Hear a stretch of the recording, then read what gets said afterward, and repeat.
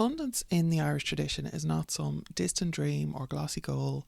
It's not up on a Pinterest board, all right? But it's the very ordinary reality of having enough in the house and a bit to spare day in, day out. It's measured in what actually lands on your table and stays there, not in what you might one day deserve if you just worked harder or wished better. So we're going to talk about that today at the Living Irish Witchcraft podcast with your host, Lora O'Brien.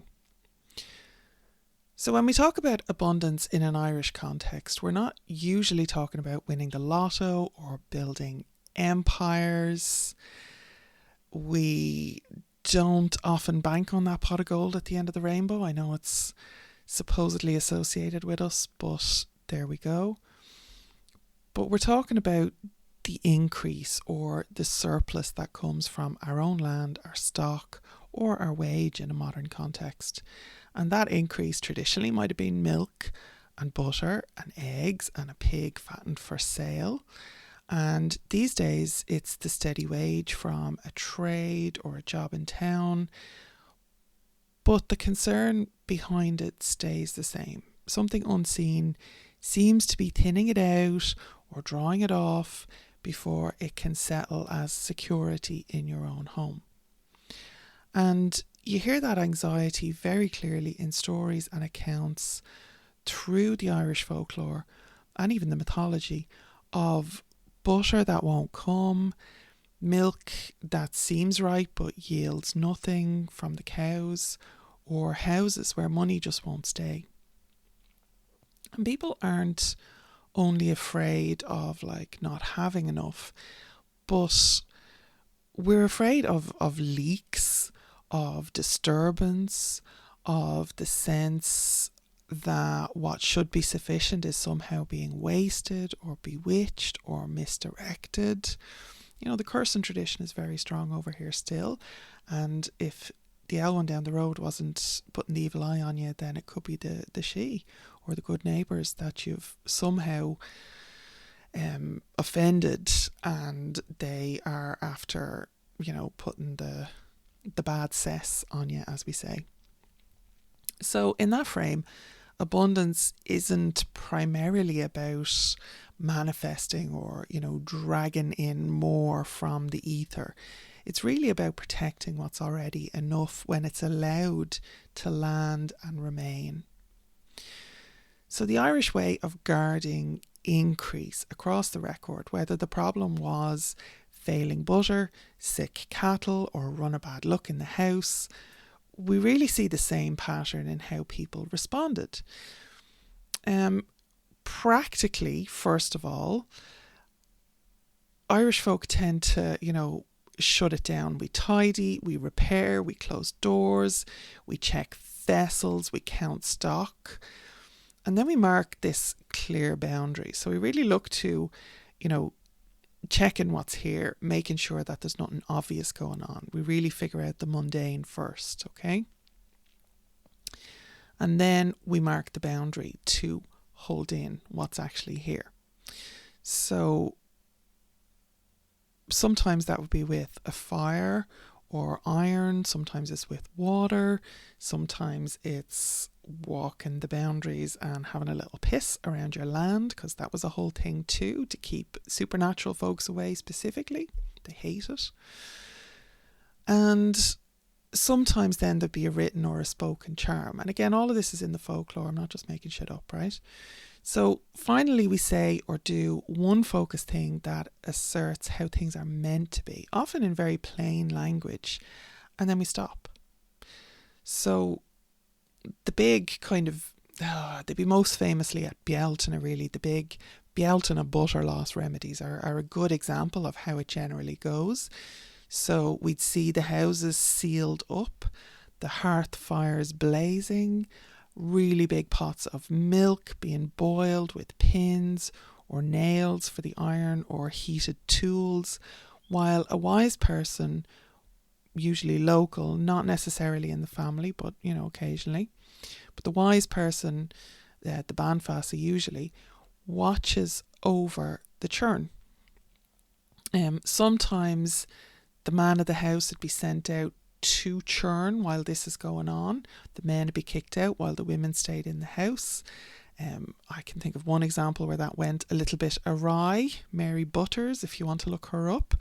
But it's an example, because it went into the legal register, it's an example of how things were naturally very done. You know, the family didn't look askew at Mary Butters sealing up the house, putting the pot to boil on the fire while the women stayed inside, and the father and son went outside to the barn, to the cow.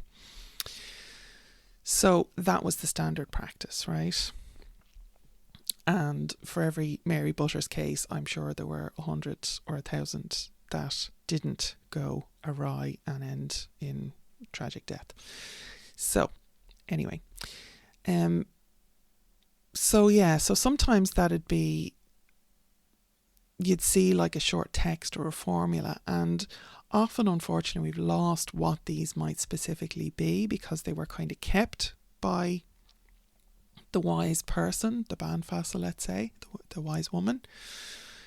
So we have to figure out these kind of, the text, the formulas, the repeated phrases, but the shape is always the same. We have ordinary care, hard boundary, and a firm word that calls the prophet back and closes the way it went out. Now, this is very different from a lot of like modern ritual trends that tend to lean on really long evocations or invocations, even constant repetitions, complex visualizations.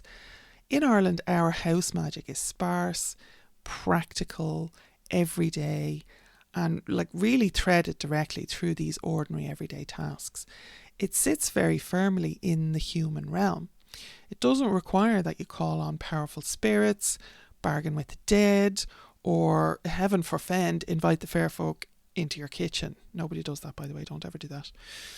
It lives in the churn, in the byre with cattle, in the hearth fire in the house, in the workbench, in the pocket charm, in these quiet words and phrases. And that's really important for what we're about to do, what I'm doing here as part of the Living Irish Witchcraft podcast, through the work I do at the Irish Pagan School, as a bandree of many, many decades, my own work within the community, my own work for my own household even, because this is all something that I practice, not just preach, right? So this episode in particular on abundance, it will be safe, repeatable, and honest, and not theatrical or risky, and nobody's going to actually die from this, which is great.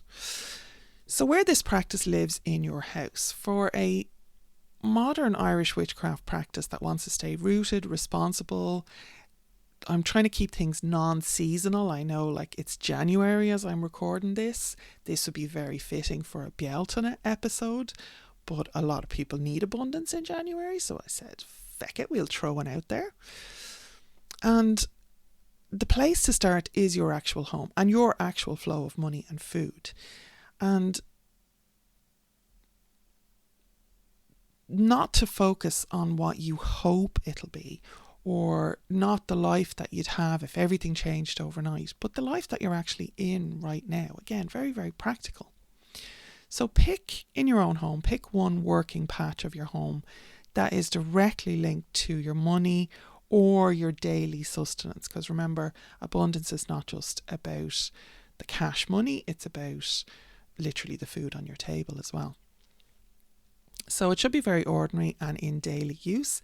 And obviously if you're working from home, that could be your desk or your bed or your couch, if you just take your laptop and go there, right?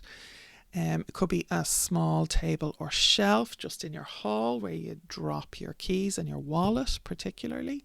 Could be the bit of the kitchen counter where you make tea or prepare your food. It could be a drawer or a press. A press is a cupboard where you keep basic staples like bread, tea, oats, your tins of food, or whatever your basics are. And it's important that this isn't your altar, and not a separate sacred corner that never gets touched or looked at, really. Because in our practice, although we do have altars, and, particularly in the home, ancestral or spiritual altars are still very common, right? whether we call them that or not. But the magic is more often here in the home, in whatever the modern equivalent of the churn, the dairy, the byre, the hearth, the workbench is, rather than in some separate ritual room, right? So this patch is going to become quietly the place where you guard your increase, you guard your wealth, you guard your abundance. You don't need to pick the perfect place. It can change around if it's not suiting you. If you want to do it again in a different place, grand. But you only need to pick somewhere that you actually use, that honestly reflects how money or food moves in your day-to-day life, right? So step 1, clear and clean properly. First, clear that patch completely, take everything off it. Open any envelopes, throw out any rubbish, remove anything that's broken or spoiled or clearly in the wrong place. If you've got a family full of ADHDers like I have, then that's quite a lot of stuff. If you're dealing with food, really be honest about what's past use and let it go. If you're dealing with money or papers, be honest about what's out of date and shred it or recycle it or burn it. And then clean the surface in whatever way you normally would, with a cloth and water or your usual spray, or even just a careful wipe if that's all you have. The point isn't to make this look like a ritual. The point is to treat it as proper house care. So just do your normal stuff, right? And the old material is full of just regular scrubbing, airing, boiling and sweeping right alongside the charms, because physical neglect will sink even the best of intentions and words and magic, honestly. You got to take care of what you have, right? And as you do this, keep your thoughts on a single steady idea. This is the place where what supports me comes in and stays. Now, that's it. No big images, no complicated hours of visualization. Just that as you're cleaning, as you're scrubbing, as you're airing, as you're boiling, as you're sweeping, whatever that area is going to take to be clear, this is the place where what supports me comes in and stays. Just repeat it over and over again like a mantra, right? Or some variation. It doesn't have to be those exact words. If you find yourself drifting to worry or panic, just come back to the cloth in your hand, the feeling of the surface under your fingers or your feet, and that simple intention. This is the place where what supports me comes in and stays. So, step 2. Choose 3 anchors that are very real and very relevant to your life. So, when the surface is clean and dry, you're going to place 3 things on it with care. These are not offerings and they're not symbols for fantasy lives. Now look, I love a bit of manifestation, I really do. And I'm all for, where your thoughts go, energy flows and all of that. That is very real and very true. But what we're looking for here is to take care of business, right? So it's the concrete anchors that are tied to the life you actually have. So first, choose one thing that honestly represents your current income or work. For me, that might be a laptop or a keyboard. For you, it might be a printed payslip, a small tool of your trade if you do something crafty, a pen if you work in an office or a notepad. If you're self-employed like me, maybe a small notebook and not necessarily a laptop. A folded piece of paper with your job title or your main role written on it is grand if that's what you've got. Just use something tangible that represents your current income or your work, right? Second, pick one thing that stands for basic nourishment and everyday care that you can really and truly sustain. So that could be a jar of oats, a bag of rice or pasta, a tin of beans, an old tea bag in a cup, a bar of ordinary soap, a small bottle of cooking oil, a pat of butter. We're not putting luxury items on here unless those really are normal in your life. So really think about what is that basic everyday nourishment, basic everyday care. you're naming what enough looks like in practice and not in some, TikTok video, right? So third, choose a small item of iron or steel that belongs to the house and that you handle regularly. Again, we're not looking for anything beyond the mundane right now. Could be your front door key, your favourite spoon. Again, if you have a neurodivergent household, you definitely have a favourite spoon. Could be a plain nail. I'm not sure why you would be handling a nail every day unless it was like on a little charm or something, or you could make it into a charm. Could be a simple cooking knife, a basic tool like a screwdriver. Look, everybody's life is different. So whatever kind of item of iron or steel, if you sew regularly, maybe it's, needles and pins, right?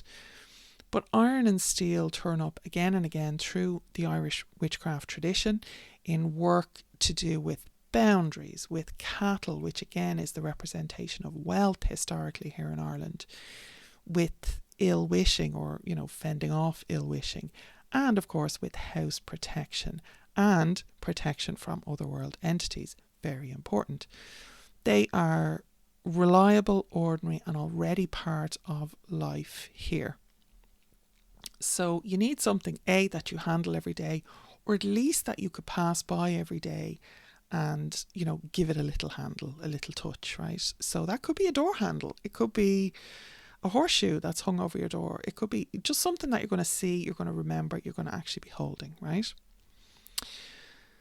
So set the work item down first, then the food or the care item, and then the iron. And give yourself a moment to just sit with them, to just look at them. This is your work, your keeping, and your boundary in this one small, honest grouping right here in front of you, pulled out from your everyday life. Now, step 3, speak a charm. What I want you to do is place your hand lightly on the iron and speak the charm out loud once. So let the words be plain and steady. You're not trying to sound mystical or magical. You're really trying to be clear, right? So I'm going to give you an example, but really please say what you're feeling, right? Something like, I stand in my own home and I name what feeds me. The work of my hands and my mind earns enough for my keeping, and I let that be true. The food and care in this house are enough to sustain me, and I mind them well. What's mine by honest work and right exchange stays with me and with my household. No leak, no waste, no unseen grip has leave to thin it or draw it away. I watch where my money goes. I watch where my strength goes, and I choose with clear eyes. Let my increase be steady, let my keeping be sound, and let this house hold what it's given. Berbua. Now, Berbua at the end there means gain victory. It's a good little punch to kind of end it, right? So take your time, think about each line, have them written out beforehand if you want. Let them land though. If a particular line catches in your throat, notice that, but keep going. But do, pay a little attention to where the gaps might be or where the catches might be. And obviously you can adjust the words in whatever way you need to so the charm fits your own voice, but keep the bones of it, right? What you're doing is you're naming your home, you're naming your work as enough, you're naming your food and care as enough. You're stating what's yours by honest exchange is going to stay with you. It does stay with you. It's very definitive, right? You're denying permission to leaks and to waste. You're committing to awareness and choice. And you're asking for steadiness and sound keeping. Now, who you're asking is up to you. You can throw in an Irish deity there if you want, or an ancestor who was very well off, or you can just ask your own higher self, right? It doesn't have to be anything complicated. And then you're closing with this little berbua kind of punch to seal it, right? You can also close with a clap, with, a banging your fist down on the table, with the stamp of your foot, anything to just kind of shift the energy and move on, right? So when you finish, lift your hand off the iron. That's the end. You don't need to dismiss anything or anyone because you didn't call anyone in, right? If you did, then say goodbye and thanks to them, right? Definitely. Just take a breath. And if you want to, you can like touch the work item and the food item in turn, just briefly to acknowledge them, and then you go back to your day. So, short little step 4, let that space kind of teach you from that point on. So from here on, that patch that you've identified, or, you know, the one that you changed to if that didn't work very well and you decided to do it again, all grand. There's no wrong answers here, really, right? Unless you start inviting the she into your kitchen again. Don't do that. So this patch is going to become a place where you always put that work item back after you've handled it, for bills, for planning, for job tasks, whatever that is. You always keep that basic food item or care item and replace it like for like when it's used. So make sure that it always stays there and that there's always plenty, right? You don't have to go overboard. Enough is enough.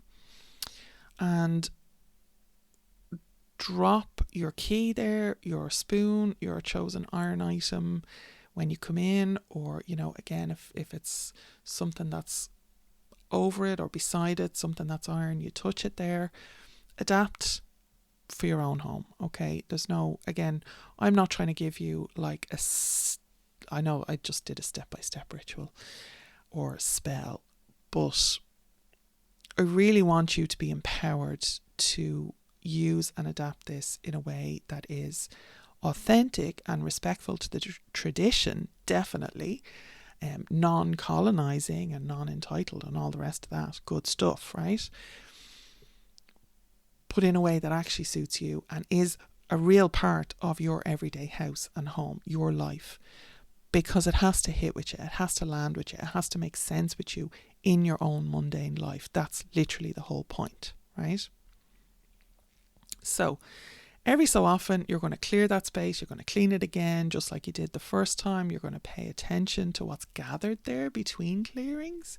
If you've got like old fines, forgotten subscriptions, takeaway menus that you never use, or bits of packaging, like all of that can point to where your increase is quietly dribbling away or leaking out. If someone else's bills, either emotional or financial, have crept into that space too, definitely take that as a red flag. And let the space show you where to act in the mundane. It becomes a little kind of tipping point. It becomes a little, almost like a little divination ally, you know, where it can show you what's actually happening as long as you're paying attention to it. So this is a charm that isn't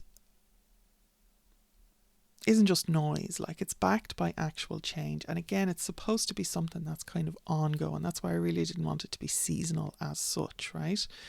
But you can repeat the full charm at real thresholds, like the day your main pay lands in your account, the day you usually sit down to pay your bills. Maybe the space that you've chosen is where the post is generally put, you know, and that's where the bills are landing and that's where the leaks are happening and all the rest of it, right? So you could do it there in that space. It could be the day that you review your budget or your work plans, or you're going in for your, what's they call them when the bosses bring you in? See how long now it's been since I've been in an office. Performance review, that's the word I was looking for. So you don't have to tie it to any festival, you don't have to wait for a full moon. You're tying it to the actual rhythms of your money and your food, and that's far more honest, far more important, far more magical, because it's literally everyday magic, right? If you're in crisis and genuinely can't do a full clear and set up, you can still stand there, put your hand on the iron or on the space and say only, what's mine by right work stays with me, I mind it well, Berbua. So that's a shorter form that you can carry with you between the bigger workings. Now, I mean, the bigger workings is still only going to take you like 5-10 minutes maybe, to maybe 15 if the place is particularly dirty and you have to give it a good out scrub, right? But yeah, so what this charm can't do and what it can do.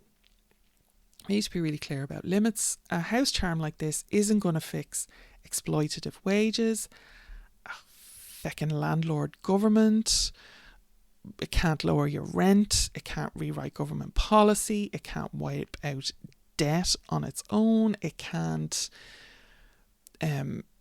unfortunately, take out any dictators that may or may not be happening in your country. Our own people's charms here in Ireland never abolished landlordism or famine, and this charm isn't going to abolish modern landlordism or modern austerity either, unfortunately. There are bigger workings that can be done, but that takes a process and it takes a lot of people working toward the same goal, right? It can be done, but that's not what we're about today, right? It can't guarantee that like illness or job loss or global events won't affect you. It isn't a shield against reality. It is part of reality. So what it can do, honestly, is help you see where you do have some power and to use it, to support you in cutting waste where you can, to steady your attention so you're less likely to let things slide out of fear or numbness or overwhelm. Believe me, I've been there, and this is so practical and so useful in those moments or days or months or years. And it can give you this one clear, repeatable act that says, I am not helpless here. There's also a hard ethical line to hold, because the same skills and patterns that guard butter or money can be twisted to steal them, to skim profit from a neighbour's herd, to bring down a rival's strength. And that kind of sorcery might make for a colourful story. Indeed, I have some in my own family. But it's not compatible with a practice that claims to be in good relationship or even right relationship with community, with land, with ancestry, right? If you feel yourself drawn towards getting one over on somebody else's livelihood or trying to redirect their abundance to yourself, that's a signal to shut the fuck up, to stop where you're at. It's not a test to push through, okay? This is all about taking care of your own business. Now, our lore, Irish lore, Irish living tradition as well, gives us plenty of scope for protective, restorative work that doesn't require harm. Even though the harm is there, I'm not trying to dismiss it or, sparkle wash it or anything. It's definitely there in our history. It's definitely there in our folklore and our traditions. And again, in my own family, right? It was done. But when we know better, we do better. And we're not focusing there. So you are sitting with enough in January, again, as I record this, and beyond January. And I know that talking about abundance in January can be especially raw. The bills from December are still hanging around. The weather bites. There's a sense that everybody is already charging into the new year, while you, /me, might feel like you're dragging your feet through mud.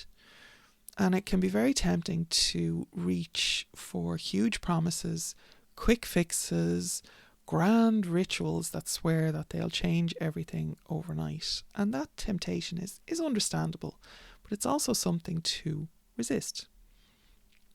The practice that we've just walked through is deliberately small and plain, as are honestly most of the witchcraft work that I do as an Irish witch and have done for decades at this point. This work doesn't promise riches. It doesn't seduce you with fireworks and pots of gold. It asks you to pay attention to that 1 square metre of your home, to 3 small objects, and to a handful of lines that sit comfortably in your own mouth. It asks you to accept that your work is work, not magic, and that your magic is there to support your work, not to erase the need for it. We're not looking for a quick fix here. We're looking for steadiness. We're looking for enduring abundance. We're looking for enough, right, at this point. And you can do this while you're still broke. You can do this while you're still scared. You can do this when you've just come home from a shift you hated. The charm isn't a reward that you earn when you've sorted everything out, right? It's a tool to help you keep doing the next right thing.